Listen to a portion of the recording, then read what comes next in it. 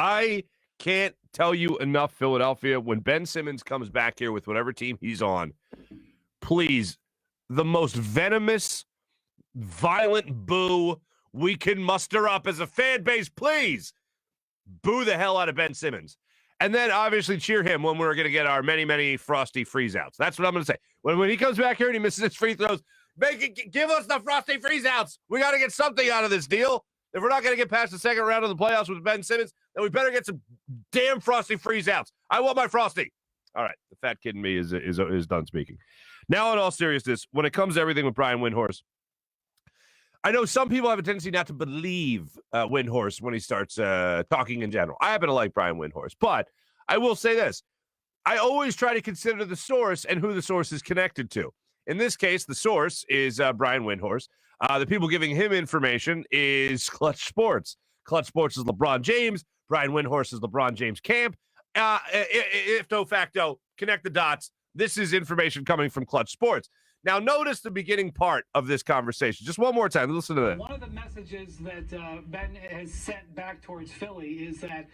One of the messages Ben has sent back towards Philly.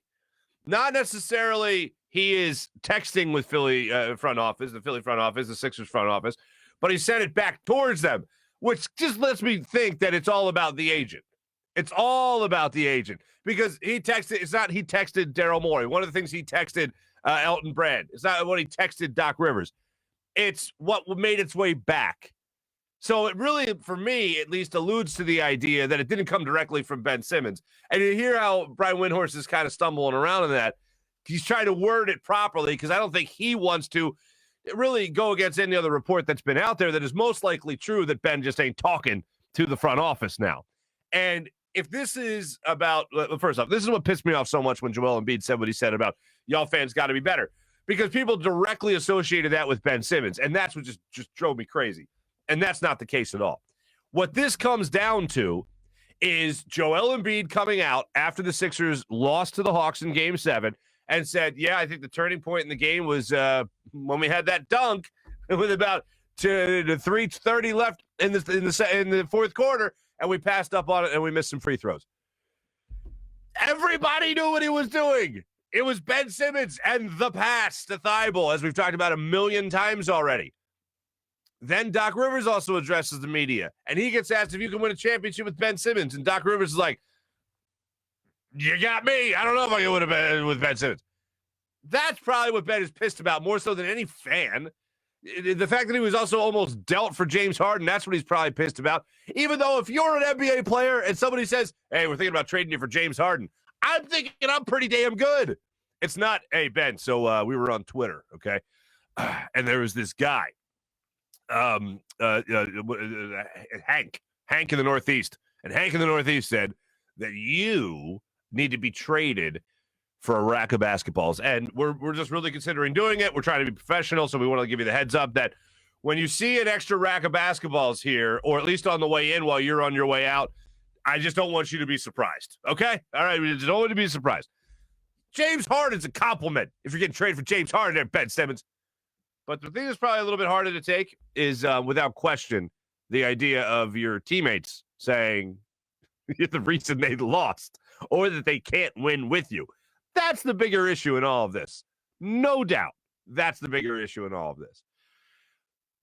But as far as the line, it's not my job to increase my trade value or fix my trade value. Let me just, I don't like addressing people that don't get it because I don't want to talk down to the people that do get it. But for the people that don't, there's a lot of people that responded to, because I tweeted out that video yesterday. There was a lot of people that said, but Ben's right. It's not his job. Okay. It's not his job to get on the phone and sell himself and get a trade. That we can agree on. However, it quite literally is his job to increase his trade value. You know why? Because if you're increasing your trade value, that means you're improving as a basketball player. And if you're not decreasing your trade value, that means you're not sucking. That means you're not playing terrible. That means you're not choking in a huge situation in Game 7 in the playoffs against a 5 seed. That means you're not belittling or dwindling. your trade value. So, yeah, Ben, it definitely 100% beyond a shadow of a damn doubt is your job to fix your trade value. It's also your job not to get it this low either. So, yes, although for the people that want to take it real literal, oh, well, Ben's not supposed to be on the phone calling people and trying to increase his trade value. No kidding. Seriously? Of course that's not his job. It is his job, though, to make sure he's as valuable as possible. And this is the problem. This is the issue the Sixers have with him, as we well know now from the things that they said after the Game 7 loss to the Hawks, when Doc Rivers, I just alluded to, and Joel Embiid, I just alluded to. That is obviously the stuff that's in the forefront of everyone's mind. But when it comes to Ben Simmons, and it comes to what he needs to do from this point going forward, he needs to be a better basketball player. And that's not going to happen here in Philadelphia. You know what's going to suck? He's going to come back to Philadelphia. He's going to drop 50. You know he's going to do it. You know he's going to shoot threes. You know he's going to shoot free throws. And I'm like, yeah, this is the idea. This is the whole thing. This is what we wanted you to do. And we've been asking for this for every single year he's been in the league, to just take a step forward as a basketball player. The thing that worried me the most, and I've said this before, but the thing that worried me the most about Ben Simmons coming into the 76ers, and being drafted by the 76ers, taken number 1 overall, I knew how good he was, I knew how good he could be, and people were like, he doesn't really care that it's college, he's doing a family favor, he just doesn't really care. I bought into it, and I believed it because they're right. He really didn't care. Oh, but when he gets to the NBA, it'll be different. I was like, yeah, you're probably right. He's only interested in the NBA, so that makes sense, right? And then I thought about it, and I was like, hold on, the Sixers are doing a lot of losing to get to the point that they're at right now for Ben Simmons. He's going to be worth it, right? He's going to be worth being a part of this whole process. Because the last thing I want to do is do a lot of losing and then draft someone who doesn't give a damn. And that's where I feel we're at. And most people, I think, would agree that's where we're at right now with Ben Simmons. You never want to look at the guy you're about to take number 1 overall and see him not really give a damn about basketball as you did when he was at LSU.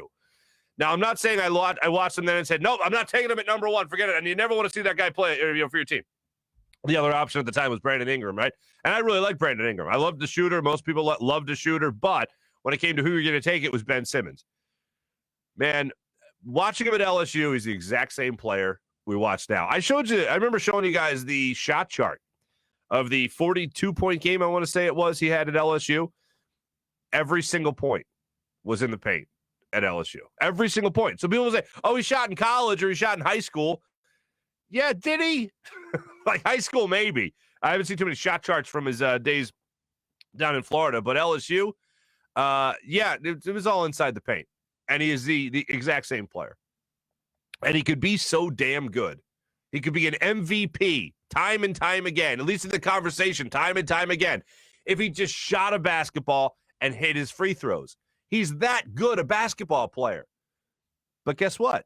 He's fine with being a defensive player of the year candidate. But that's not necessarily going to make you the guy that's going to be one of the focal points of any basketball team. You got to bring your offense along with it. And that's where we haven't seen any improvement from him. And when we hear it's not my job, well, it was kind of your job to dunk that basketball. And it's definitely your job to make sure that you're at the highest value you could possibly be at all times, just by meaning you're the best basketball player you could be at all times. He doesn't want it.